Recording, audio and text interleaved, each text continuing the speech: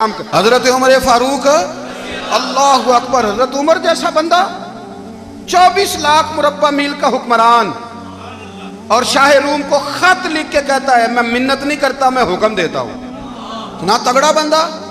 جنگ قادسیہ کے لیے حضرت سعد بن ابی وقاص کو بھیجا، فتوح الشام پڑھ کے دیکھیں۔ حضرت عمر بڑے پریشان ہیں، اتنے دن ہو گئے کوئی رپورٹ ہی نہیں آئی۔ اب تو موبائل ہے نا، ایک ایک منٹ کی رپورٹ لیں آپ، بلکہ آپ ایک منٹ کی فوٹو لیں، آپ رپورٹ تو دور رہ گئی۔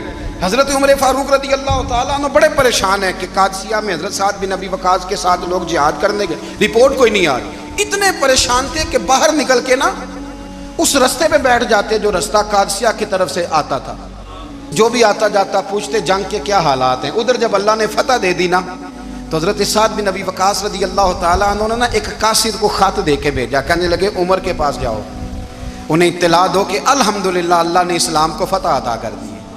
یہ حضرت عمر کو جا کے دینا، وہ بڑے پریشان ہوں گے۔ وہ جو اس زمانے میں اس طرح ہوتا تھا کہ کئی دور دور سے صحابہ جو دوسرے شہروں کے ملکوں کے رہنے والے ہوتے تھے وہ بھی آ کے شامل ہو جاتے تھے جہاد میں۔ کوئی ایک دفعہ مدینے آیا، کوئی 2 دفعہ آیا، پھر اپنے اپنے علاقوں میں بہت سارے لوگوں نے زیادہ دفعہ حضرت عمر کو دیکھا بھی نہیں تھا۔ وہ جو قاصد خط لے کے آیا تھا نا، اس نے ایک آدھ دفعہ دیکھا تھا، حضرت عمر بوڑھے ہو گئے، وہ پہچانتا نہیں تھا۔ ادھر سے وہ خط لے کے آ گیا، حضرت عمر مدینے سے باہر نکل کے اس روڈ پہ بیٹھے تھے جو قادسیہ سے آتا تھا۔ جب وہ اس آدمی کو آتے دیکھا تو حضرت عمر اٹھ کے کھڑے ہو گئے، فرمانے لگے قادسیہ سے آ رہے ہو؟ وہ کیا کہتا ہے؟ پھٹے پرانے کپڑے، ٹوٹے ہوئے جوتے، سر پہ پرانی پگڑی، کہنے لگے غلام مدینے کے رہنے والے ہو؟ حضرت عمر کہنے لگے ہاں مدینے کا ہوں۔ کہا میں قادسیہ سے آیا ہوں، الحمدللہ اللہ نے اسلام کو فتح دے دی ہے، الحمدللہ کفر کی کمر ٹوٹ گئی ہے۔ اس نے یہ بات کر کے تو گھوڑے کو ایڑی لگائی، گھوڑا دوڑنے لگا مدینے کے، حضرت عمر بھی ساتھ ساتھ دوڑ رہے ہیں۔ فرمانے لگے اچھا بتاؤ خالد بن ولید کا کیا حال ہے؟ تھوڑا آگے جا کے فرمانے لگے اسامہ بن زید کیسے ہے؟ وہ کہتے ہیں ٹھیک ہے۔ پھر اس نے اور گھوڑا، عمر ساتھ ساتھ دوڑ رہے ہیں، ساتھ ساتھ 24 لاکھ مربع میل کا حکمران، ایک جوتا پیر سے نکل گیا، عمر دوڑ رہے ہیں۔ آگے جا کے پوچھتے ہیں سعد بن ابی وقاص کا کیا حال ہے؟ کہ حضور وہ بھی ٹھیک ہے۔ کتنے لوگ میرے شہید ہو گئے مسلمانوں میں سے؟ کہنے لگا صحیح گنتی کا نہیں پتا، یہ لفظ ادا ہوتے ہوتے مدینے کی سرحد آ گئی۔ لوگوں نے عمر کو گھوڑے کے ساتھ دوڑتے دیکھا تو کہا امیر المومنین کیوں دوڑ رہے ہیں؟ وہ غلام چھلانگ لگا کے نیچے آیا، قدموں میں بیٹھ گیا، کہنے لگا حضور آپ نے بتایا ہی نہیں آپ امیر المومنین ہیں۔ آپ فرمانے لگے کیا بتاتا؟ میں تو اونٹ چرانے والے کا پتر ہوں، کیا بتاتا؟ وہ عمر ہوں جس نے اپنے گناہوں کا حساب دینا ہے، کیا بتاتا؟ جو سعد بن ابی وقاص کو جہاد پہ بھیج کے خود بزدلوں کی طرح گھر میں بیٹھا ہے، کیا بتاتا؟ کوئی حیثیت نہیں، کوئی تار۔ تو نے اچھا کیا، تو تو مجاہد تھا، مجھے ساتھ ساتھ دوڑایا، تو نے اچھا کیا۔ جتنے لوگ تھے چیخیں مار کے رونے لگے۔ حضرت فاروق اعظم سے کہنے لگے عمر جب تک تیرے جلوے رہیں گے اللہ کامیابیاں ہی عطا فرمائے گا، جب تک تیرا رنگ رہے گا اللہ تعالیٰ نوازتا ہی رہے گا۔ کچھ نہیں کبھی اپنا آپ ظاہر ہی نہیں کیا۔ بہت بڑے تھے، بہت بڑے تھے حضرت عمر، بڑے تھے۔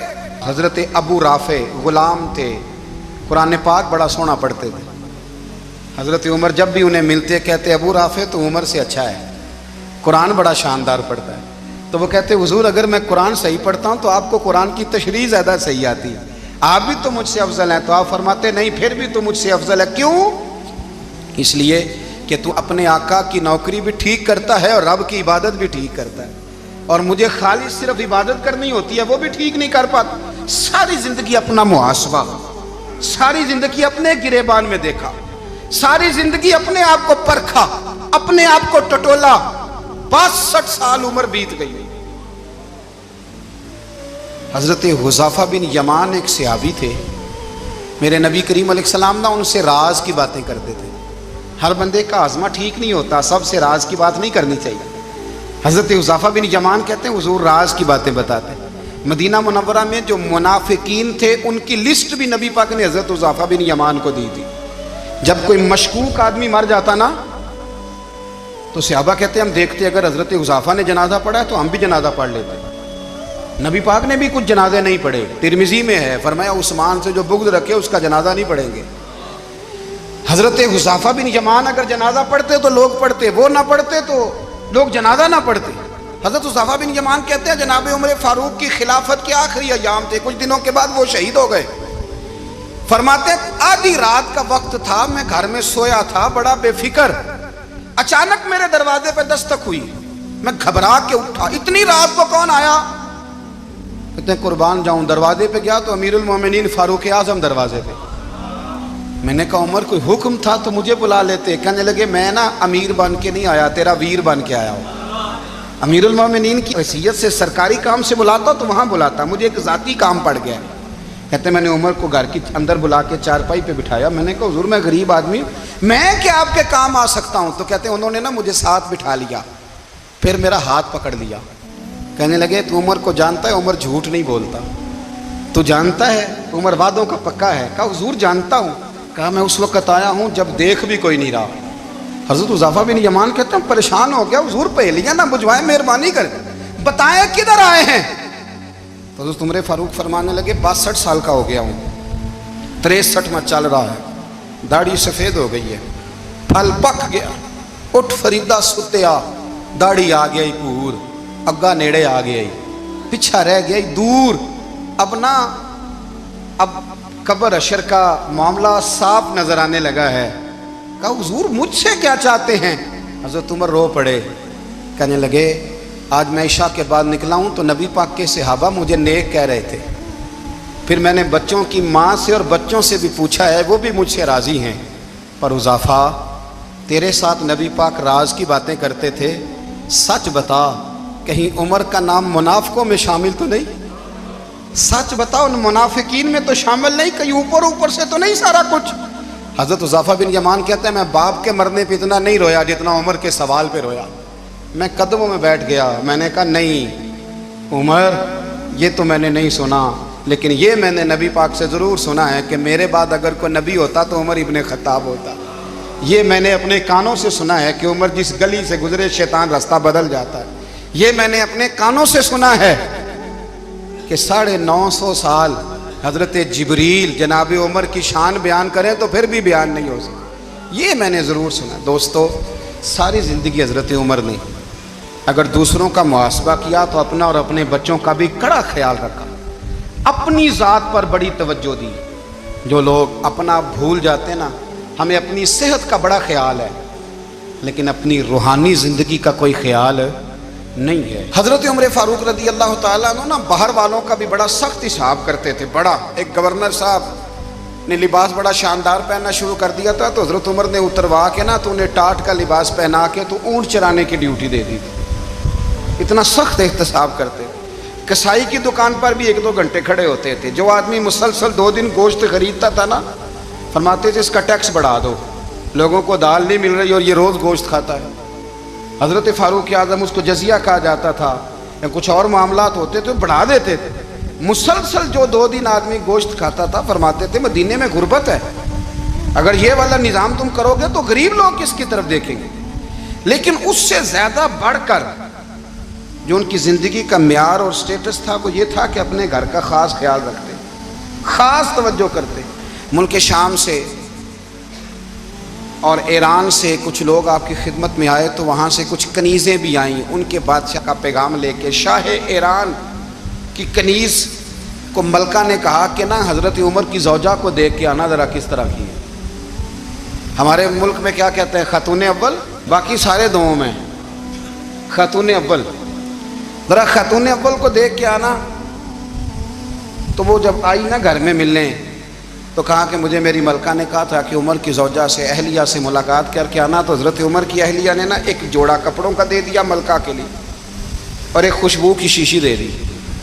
اب جب وہ تحفے وہاں گئے تو اس ملکہ نے نا کچھ سونے کا سامان بھیجا، کچھ زیورات بھیجے، کچھ تحائف بھیجے۔ جب حضرت عمر کے گھر آئے نا وہ خادم لے کے آیا، اس نے کہا جی آپ کی اہلیہ نے تحفے بھیجے تھے، تو جواب میں شاہ ایران کی بیوی نے یہاں جس ملک کا وہ سفیر تھا انہوں نے بھی یہ بھیجے۔ تو حضرت عمر فاروق نا وہ تحفے لے کے گھر گئے تو جا کے کہنے لگے اپنی اہلیہ سے یہ تو کب سے تحفے تحائف بھیجنے لگ گئی ہے، یہ کب سے نظام شروع ہو گیا؟ تو کہ حضور تحفہ دینا لینا تو ٹھیک ہے، سنت ہے، محبت بڑھتی ہے، تو یہ کوئی قباحت نہیں، اور میں نے اپنی ذاتی استعمال کے لیے جو چیزیں رکھی تھی وہ میں نے دی ہیں۔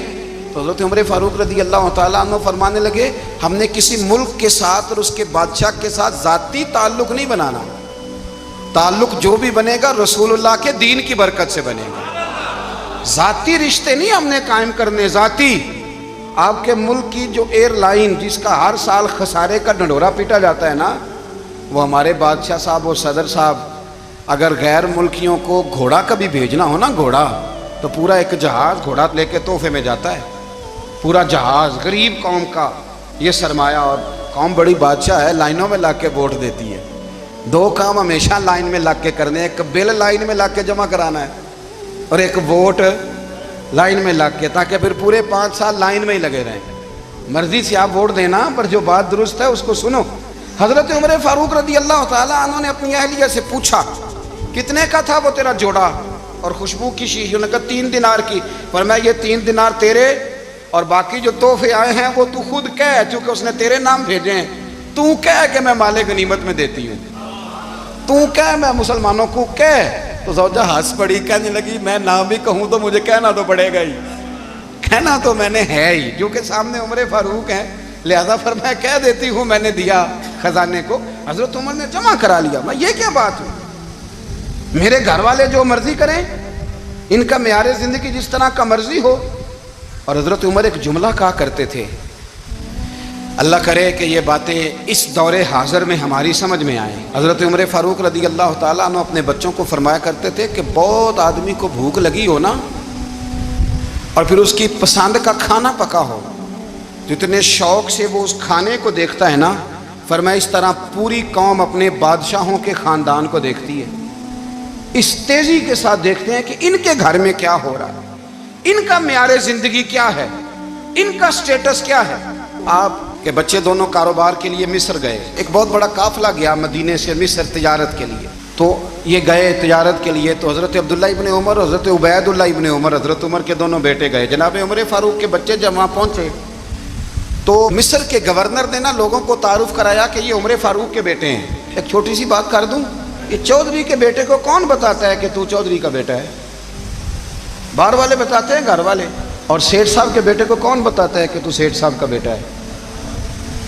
اور مالک کو کون بتاتا ہے کہ تو مالک کا بیٹا ہے اور یہ کرایہ دار ہے؟ یہ کون بتاتا ہے؟ یہ سوچ ہم دیتے ہیں بچوں کو، چودھری اور کمی کی سوچ، امیر اور غریب کی سوچ، مالک اور کرایہ دار کی سوچ، گھر کے مالک کی اور کام کرنے والے کی سوچ، یہ ہم دیتے ہیں۔ یاد رکھنا، یہ ہم دیتے ہیں، یہ ہمارا مزاج ہے، یہ باہر سے نہیں آتی۔ تو کوئی شہزادہ ہے، تو سیٹھ ہے، تو نواب ہے، یہ سوچ باہر سے نہیں آتی، یہ اماں سوچ دیتی ہے، اماں، یہ ابا سوچ دیتا ہے۔ اور پھر جب تباہی اترتی ہے تو اس کے ذمہ دار بھی باہر والے نہیں ہوتے، گھر والے ہوتے ہیں، گھر والے۔ ہمارے بچوں کی طبیعتوں پر زیادہ نقش باہر والوں کا نہیں ہوتا، گھر والوں کا ہوتا ہے، یاد رکھیے گا۔ حضرت عمر فاروق رضی اللہ، بچے ہیں، شہزادے ہیں، وہ کاروبار کرنے گئے اور وہاں بتایا گورنر صاحب نے کہ یہ فاروق اعظم کے بچے امیر المومنین کے۔ لوگوں نے ان سے زیادہ مال خریدا، تجارت میں زیادہ نفع ہوا، ظاہر ہے کہ وہ آپ کے جو اللہ خیر کرے حکمران ہیں، ان کے کاروبار کتنے ملکوں میں ہیں، کس بنیاد پر ہیں؟ وہ صرف اس بنیاد پر کہ وہ حکمران رہے، ان کے لیے آسان تھا بڑے لوگوں سے تعلقات بنانا۔ حضرت عمر فاروق رضی اللہ تعالیٰ عنہ کے بچے ڈھیروں مال کما کے جب واپس آئے نا، تو حضرت عمر سے آ کے بچوں نے بطور محبت کا، ابا جی اللہ نے بڑا ہی فضل کیا ہے، بڑا مال کمایا الحمدللہ، یہ دیکھیں کتنا نوازا ہے۔ تو حضرت عمر کہنے لگے سارے قافلے نے اتنا ہی کمایا ہے، سارے قافلے نے اتنا ہی کمایا ہے؟ کہ حضور نہیں، سارے قافلے نے اتنا نہیں کمایا، سب کو اتنا نہیں ملا۔ وہ تو وہاں گورنر صاحب نے لوگوں کو تعارف کرایا تھا کہ یہ عمر کے بچے ہیں، تو لوگوں نے پھر ہم سے بڑا ہی خریدا۔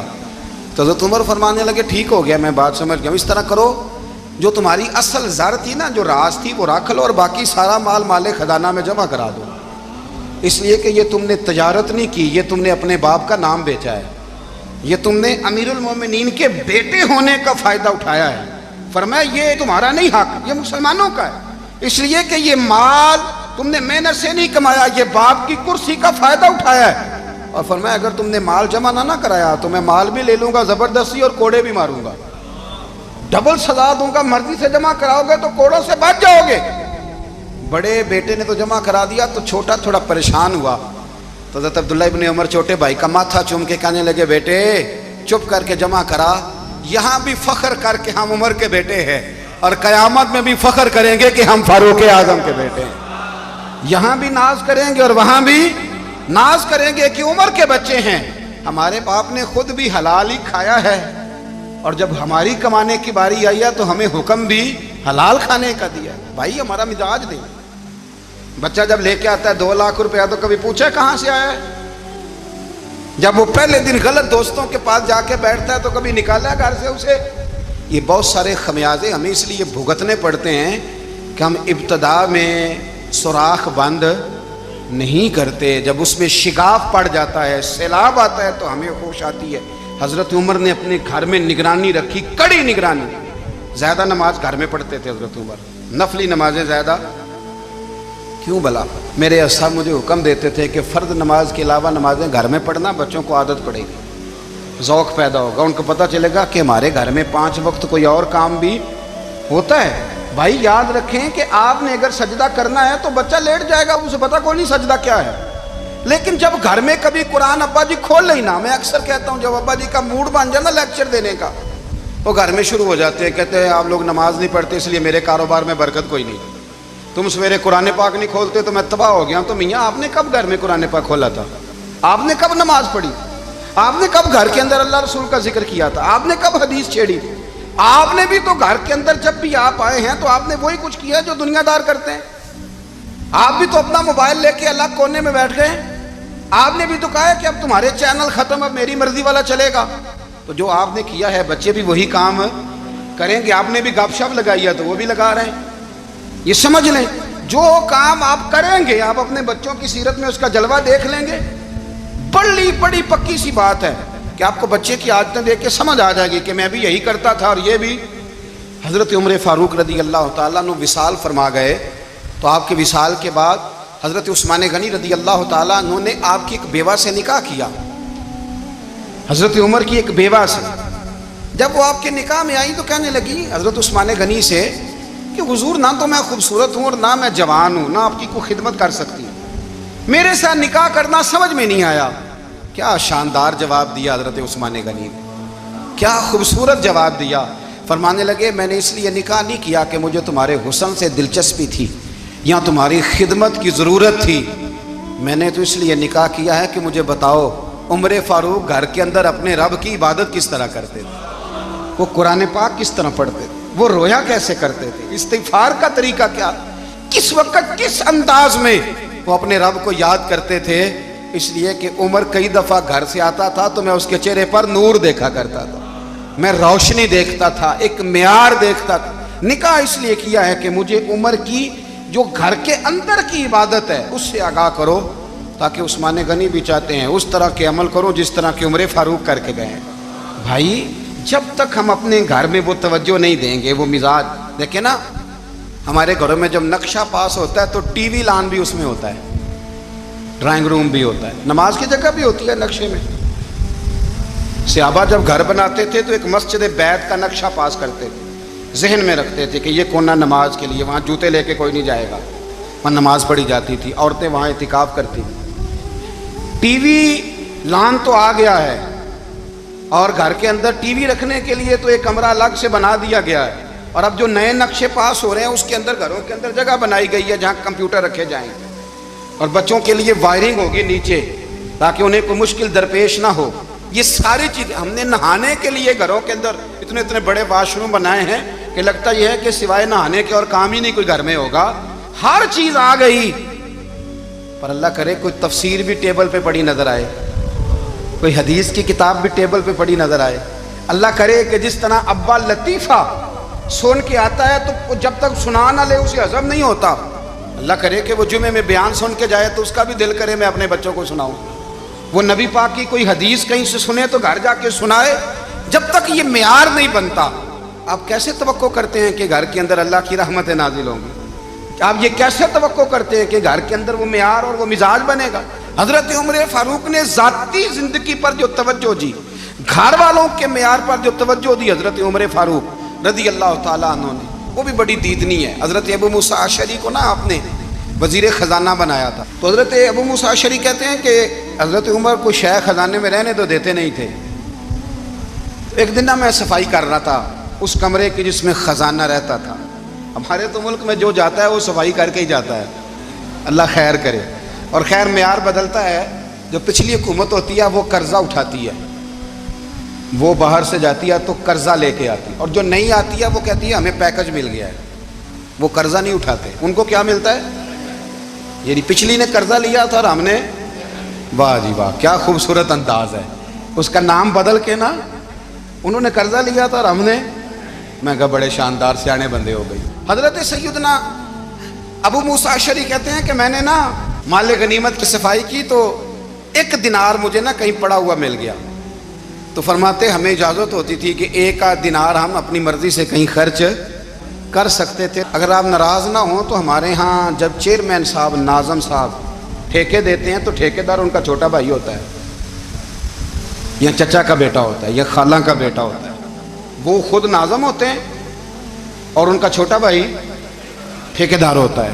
یعنی وہ نا سارا کچھ گھر کے اندر ہی رہتا ہے. گھر کے اندر ایک پیسہ دیتا ہے, دوسرا واپس اس کو واپس کر دیتا ہے, گھر کے اندر ہی. اب تو خیر ہمارے لوگ سمجھدار ہو گئے. ایک بندہ ایک سیاسی جماعت میں ہوتا ہے, دوسرا دوسری میں, اور تیسرا جس کی بھی حکومت آئی حکومت تو ہماری رہے گی نا, ایک بندہ تو ہے نا اس جماعت میں. یہ اچھا لوگوں نے ایک طریقہ نکالا ہے. تو حضرت عمر کے بیٹا گزر رہا تھا تو حضرت ابو موسیٰ اشعری کہتے ہیں میں نے صفائی کی تو 1 دینار نکلا. تو میں نے وہ 1 دینار نا حضرت عمر کے بیٹے کو دے دیا. میں نے کہا لو بیٹا اپنے چچا کی طرف سے تحفہ. تو گھر جا کے انہوں نے حضرت عمر کو بتایا کہ چچا نے پیسے دیے ہیں. چھوٹے بچے تھے. حضرت عمر نے حضرت ابو موسیٰ اشعری کو بلا لیا اور بلا کے فرمانے لگے میں تو تمہیں اپنا دوست جانتا تھا اور تو نے میری اولاد کو ہی دنیا دار بنانا شروع کر دیا. میرے بچوں کو ہی تم نے دنیا دار پیسوں پہ لگانا شروع کر دیا. میں تو تمہیں یار سمجھتا تھا. فرمایا تمہیں چاہیے تھا میرے بیٹے کو نصیحت کرتے کہ بیٹا پیسوں سے رب راضی نہیں ہوتا, اس کی رضا والے کام کیے جائیں تو رب راضی ہوتا ہے. اور فرمایا تمہیں کوئی اور گھر نہیں ملا تھا تباہ کرنے کے لیے, میرا ہی گھر ملا تھا. اٹھاؤ اپنا دینار اور خبردار آج کے بعد میرے بچوں کے ساتھ یہ والی نیکی نہ کرنا. اور ہمارا کیا سٹیٹس ہے؟ دوستی ہے یہ اس سے جو تحفے زیادہ دے, جو بچوں کو خراب کرنے میں مدد زیادہ کرے اس کے ساتھ یہ رہنا. حضرت عمر نے گھر پہ اور سب سے بڑھ کر اپنی ذات پہ توجہ کی. حضرت ابو مالک رضی اللہ تعالیٰ عنہ کہتے ہیں میں عمر کے پیچھے پیچھے ایک باغ میں گیا, اکثر اس باغ میں جایا کرتے تھے.